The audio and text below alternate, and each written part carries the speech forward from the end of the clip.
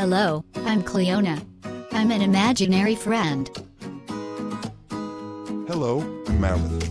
I'm an imaginary friend. Hello, I'm Jay.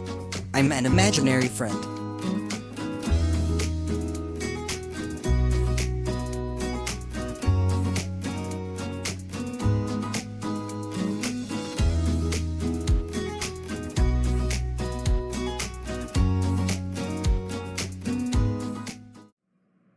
Today I'm going to talk about imaginary friends. It is rather common in childhood, but how common is it for adult people? There is no credible research yet about adult neurotypical or neuroatypical people who would have imaginary friends. I'm not talking about something like Drop Dead Fred, who can magically become completely visible and able to physically affect the surroundings, or people like in John Nash's Genius Beautiful Mind. No.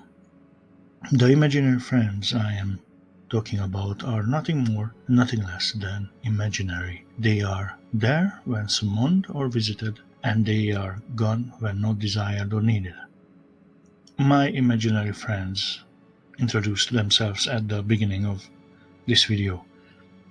I did my best to replicate them with what Plotagon has to offer, but one of them, Brownie, being a chimp I had to get from Clipchamp. When I was a young child, around 8 or 9 years old, I had my very first imaginary friend who was just big enough to fit in my hand whenever I was disciplined by my parents or upset for whatever reason. I was comforting my imaginary friend as if they needed my comfort and support, like, "Don't cry, little one, everything is going to be alright." Then that imaginary friend faded away, and nothing until my late teenage years, when I was in a group with guided meditation, finding my inner guide. That was Brownie, the chimp. He doesn't talk, he's just very affectionate, a good listener and a big hugger. Then soon after, Cleona entered in my life. She's very sweet, always caring, beautiful, and just pure love. Then came Mammoth. He's a big guy, not fat big, strong big, also very kind, and he assured me that he will do everything to protect me anytime, anywhere. He's like my bodyguard in my mind.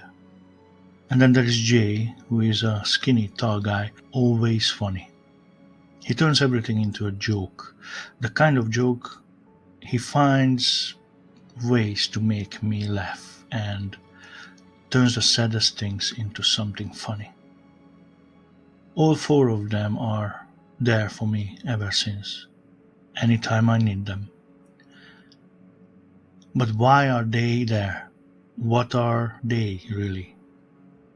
Research doesn't offer enough expert information about this, so my guess is that people like me living an isolated life with no or few friends, no family or partner who would be sufficiently understanding, supporting, loving and caring, either by choice or by lack of ability, find all that in a sanctuary, escape, a peaceful place within the mind. Does it work? It does for me.